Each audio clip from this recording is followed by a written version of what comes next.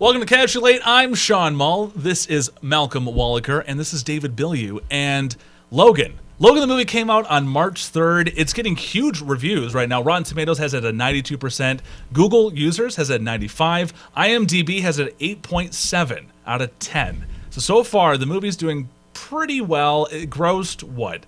I see $247.4 million worldwide in its first release.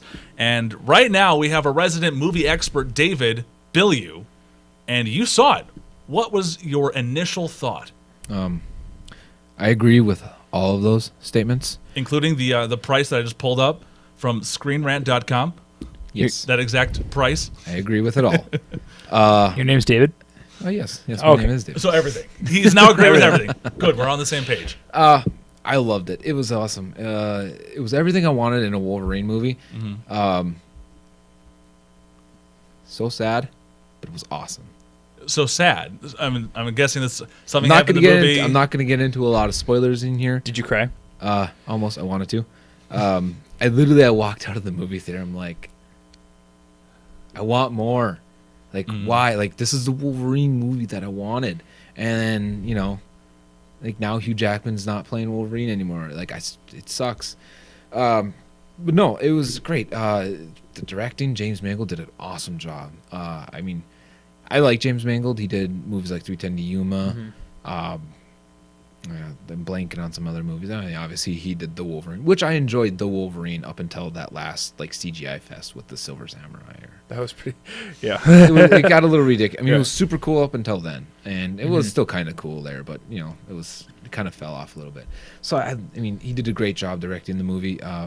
Wolverine, Hugh Jackman, like, he's a freaking Wolverine. Like, there's just nobody about it. Like, he is the Wolverine. Like, he's badass. He is awesome. Dude is ripped too. That's probably the real reason why you went to go see. You're just I want to be ripped like him. Hugh Jackman. He's a huge jacked man. That's for sure. Everything was great about it. The cinematography, the directing, the acting. I mean, even the little girl that they got, blanking on her name right now too. She did a great job as X-23. Patrick Stewart, Sir Patrick Stewart, man. You can't go wrong with it. Now, speaking of that, does it tie into the X-Men series? It's okay. Like, in which timeline? It loosely ties in to the series. Like, it's not like full on. Like, oh, this is what's gonna happen. It's like it kind of takes place like after. So you got the original trilogy, X1, X2, and then X-Men Last Stand. Then you got after that, which technically is the ending of Days of Future Past, how Days of Future Past, like that timeline turned out, and then they reset it, and then essentially after that, like at the end where everything was reset, essentially after that is where it would take place, but it's not really said at all. I mean, it's not really tied in. It's kind of its own standalone movie. There is some ties to other movies, like little Easter eggs. But no, it's not really tied in. Like, they don't reference things from The Wolverine. They don't reference things from X-Men Origins The Wolverine. Mm-hmm. They don't reference things from, they don't talk about the Phoenix, from X-Men Last Stand or any of that stuff. So it's its own standalone movie, but it's also partially in that universe. And it's kind of how the way Fox is doing things. They're not doing they're just kind of saying continuity, shot moody. It's not moody. I can't even freaking speak right now because I'm so excited about the movie. Yeah. So it's I like it. When you guys get a chance, go see it. Mm-hmm. I really, really. And if you audience out there, if you haven't seen it, go and see it. It's a great movie, and you just need to see it. You need to experience this movie. It is probably the best movie this year so far. Which, I mean, that's saying something. There's not really a lot of movies out there, and John Wick 2. It's probably one of my favorites. So I mean, it's right up there with John Wick 2. It's probably at a movie level better. I wish that the Academy could recognize superhero movies, because this would totally be worthy of it. Suicide Squad, though. Academy Award. Academy Award winning Suicide Squad. Suicide Squad. Yeah. It's better than that. What? Wow. Yes. All right. It's better than the Academy Award-winning Suicide Squad. Now, one thing I will ask. Yeah. Is this your favorite Hugh Jackman Wolverine hairdo? Because there's been an evolution of hairdos through the years. There has. I need to know. Is this the best? Oh, man. On the spot. For Honestly- Huge Jackman? Honestly, I'm not going to say it's the best. Personally, my favorite hair, and wasn't the best movie, but X-Men Origins Wolverine was probably my favorite Hugh Jackman Hugh Jackman hair. Like it was just like he was awesome in that movie. Well, he was in granted- between the overdone. Yeah, I mean it was like right in that it found that perfect thing. The first X-Men ever, I remember. It's like straight up like Yeah. spike. It was literally ridiculous. And just looking at old pictures of Hugh Jackman in the original X-Men, he's so small compared to now. Like he's just like tiny. Oh, he's Huge Jackman. Yeah. Oh god, he's just freaking ripped. But where was I going with this here?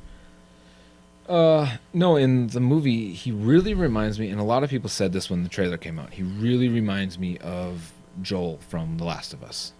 If you guys have played or seen that game at all, he would be an awesome Joel for like if they ever did a movie about that game. So I mean, he didn't really have Wolverine here. I mean, he eventually does get the side chops Oh, good. going Good. in there.